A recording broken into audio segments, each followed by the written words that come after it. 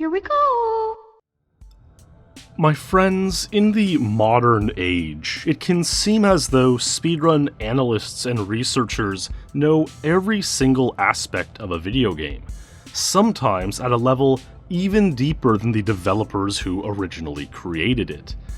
However, every now and then, something happens in a speed game that not even the brightest, most knowledgeable minds can understand or explain.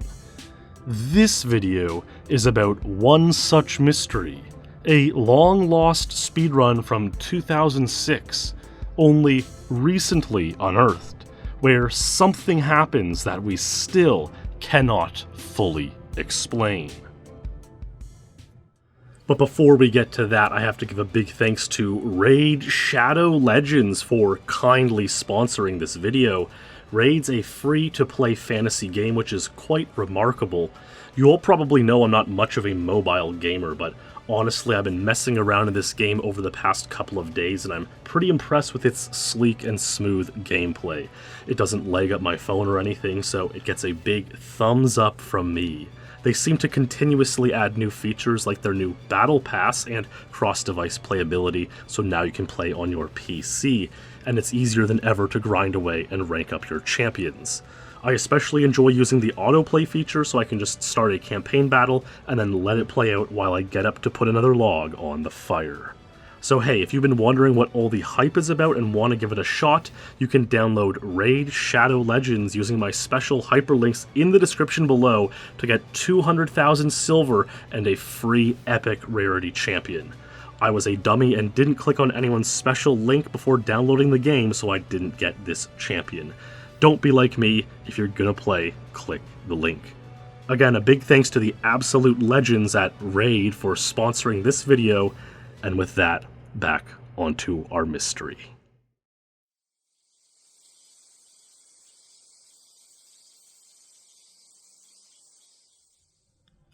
This mystery involves a speedrun by a runner known as bcks, or bcks, a longtime GoldenEye player from the Pacific Northwest.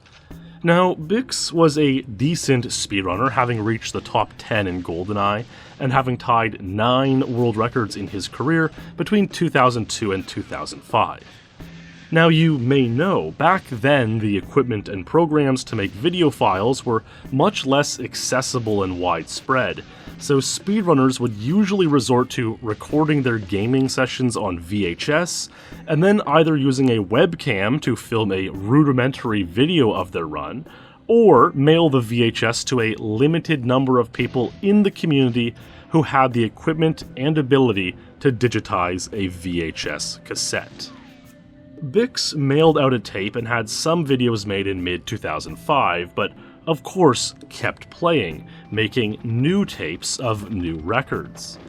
I remember in late 2005 or early 2006, bcks and I were chatting on AOL Instant Messenger, and bcks described to me a run he had on Train 00 Agent. A personal best of 2 minutes and 13 seconds, only 2 seconds off the world record, where something strange happened, but the run still completed. I remember hearing about it, but not thinking much of it. You never know what sort of fisherman's tale or embellishments people might tell online, especially back in that era. I figured, well, in due time, we'll see the video and figure out what happened. But the video never came. You see, this run was on the set of tapes mailed to Mouserscribe, a newer runner and community member from Manitoba, who had become known for some amazing speedruns and his excellent video capture quality. But he could be a bit of a sketchy fellow, often disappearing for weeks or months at a time. You may know part of this story, as these tapes were also in the central piece of another video I did 2 years ago about a lost and forgotten strategy in another N64 game, The World Is Not Enough. You see, the tapes mailed to Mouser in 2006 never ended up getting made, and we would later learn that the tapes were either lost or destroyed in some kind of accident. You can imagine Bix was rightfully upset that videos of his records, which Mouser had promised to make, had been lost forever. And the tape with the records from The World Is Not Enough was indeed lost forever. However, in 2014, Mouser returned to the community and announced that at least one of the tapes actually survived. And not only that, but he had found it again, and Mouser had finally captured, digitized, and uploaded the videos. By this point, 8 years later, most of Bix's speedruns were outdated, the strategies and records having decayed on the leaderboards, and so a few video archivers downloaded them, but there wasn't much fanfare about watching many of these runs with a close eye. But oh dear, I was recently watching some old train runs and stumbled across one of these rediscovered runs. Bix's Train 00 Agent 213 from December 2005. The run Bix told me about 15 years ago. And what I saw was something incredible that even the brightest GoldenEye minds have been unable to explain.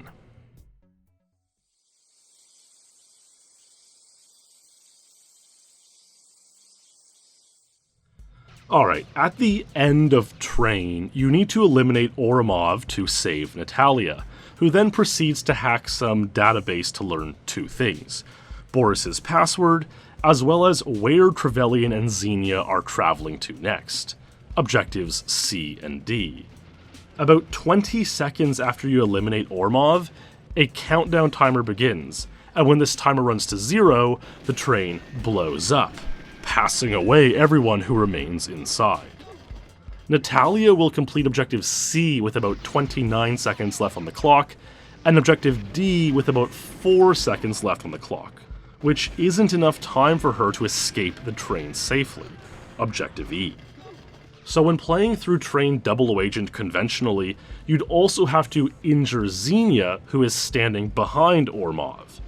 This gives this line of text, and delays the train explosion countdown timer by about 15 seconds.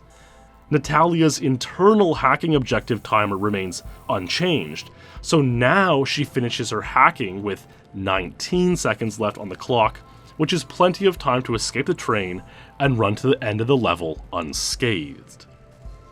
However, on this run from Bix, again performed in December 2005 but only unearthed to the world in 2014, he chaotically fires entering the final standoff room, injuring Natalia, then regains his composure and eliminates Ourumov. However, lost in the chaos, he misses his shots on Xenia. This means he does not delay the train explosion countdown timer. 20 seconds pass, the countdown timer begins, 55 more seconds pass, Natalia completes Objective D, Bix leaves the train, Natalia follows, and somehow, inexplicably, Natalia does not pass away in the explosion, and Bix makes it to the end of the level, unbelievably completing the mission, scoring a time of 2:13, only 2 seconds off world record when set. This shouldn't have happened. Now, there is a known spot you can go to over by these crates, where Natalia follows you out of the train and survives safely. This exact technique was famously used in one of the early full-game single-segment runs by Wouter Jansen, where a handful of seconds wasted outside the train weren't such a huge deal in a lesser-optimized 50-minute speedrun. However, if instead of hanging out in this spot, you run down the side of the train towards the end of the mission, Natalia passes away every time. The line she takes, running towards the end of the stage, will always run into the flames from the resulting train explosion. To demonstrate this, I just did 9 similar runs, freeing Natalia from Ourumov, not injuring Xenia, and thus escaping the train with 4 seconds left. And on all 9 runs, Natalia passed away. And I'm sure we could repeat this experiment a whole bunch with the same result. Here's what it looks like facing the other direction. The explosion does take a second or two to actually initiate, at which point Natalia escapes the train, but passes away in the resulting explosions. So what's really going on? Well, I threw this scenario out there and some of GoldenEye's brightest minds replied with some input. Axel Z of Sweden recounted that, when playing the game as a young lad, he didn't know about shooting Xenia to give you more time. Understandable in a world with less access to game walkthroughs and the internet in general. And so he just kept doing the same thing, leaving the train with 4 seconds left, and eventually one day it just completed. So is it possible that this can complete with just a very low chance? Or was this a youthful mind misremembering, and maybe he did hit Xenia by chance but simply didn't notice? Or perhaps he left the train and went towards the crates without thinking much of it. Weister, the guy who knows more about GoldenEye than any other speedrunner, and inventor of modern train strategies, and current train 00 agent untied world record holder, wrote that he thinks there's a small chance Natalia can complete the 4-second escape, but not very often. This may be true, but it's still remarkable that it seems this ancient footage from bcks is the only video evidence of this happening. I went to the rankings and watched every video of a completion over 2.5 minutes, since these are the most likely to be from newer players who don't know about the injuring Xenia trick, yet they all injured Xenia for the extended timer.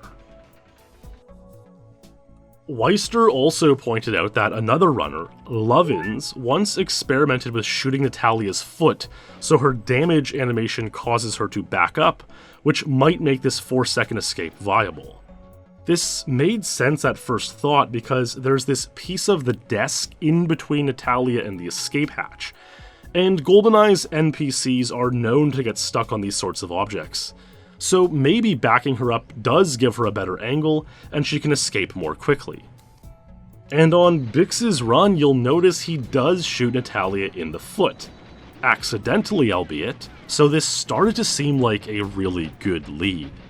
However, you'll notice that on bcks' run, after looking away to do the locks and manage guards, Natalia unloads and warps back to her intended position, right beside the computer. I mean, look how quickly she warps back to her computer if you look away even for a few frames.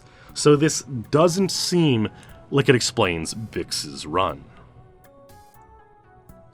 But I decided to investigate this lead anyways, by backing her up, locking eye contact in her direction, and leaving the escape hatch backwards while still looking at her. And you know what? It actually worked the first 3 times I tried it. She escaped, she survived, it was truly remarkable. I couldn't believe it, so I tried it 3 more times where it failed all 3 times. It's a pretty small sample size, but I definitely say that this method will increase the odds of a completion on a 4-second exit. Alright, I have to add in a late revision here. I had this whole theory about how maybe Natalia's survival was related to the movement she makes while leaving the train. She does this weird spin where she kind of re-enters the train for a brief moment and then pops out completely, and I thought she might not do it every time, but it looks like she does, so this was null. What does seem to happen is that Natalia simply sometimes makes it ahead of the explosions, and sometimes not. And my best guess is that, by backing her up, it does indeed get her in a closer spot, which can give her the extra few steps needed to avoid getting pwned by the explosion. But yeah, even so, this doesn't explain bcks' run because she's not in a backed up position, and again, bcks' run is the only video evidence of such a run in such a scenario completing. So exactly why she can or cannot survive on a 4-second escape still remains somewhat of a mystery.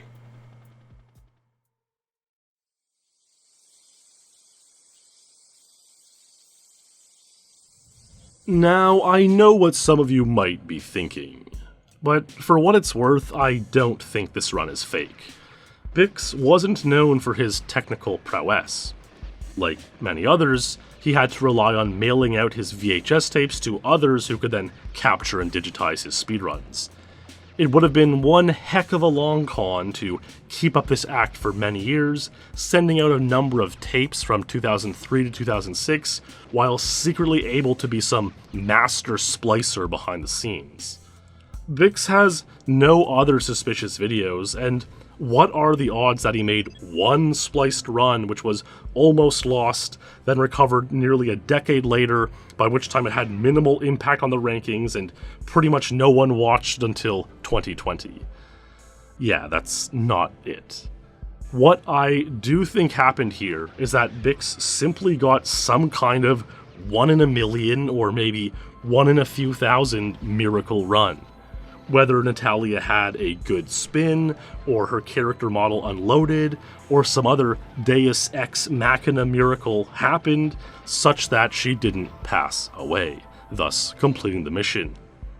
And the surrounding story, the lost tapes, only to be found again years later, just adds to the mythos and lore around this episode.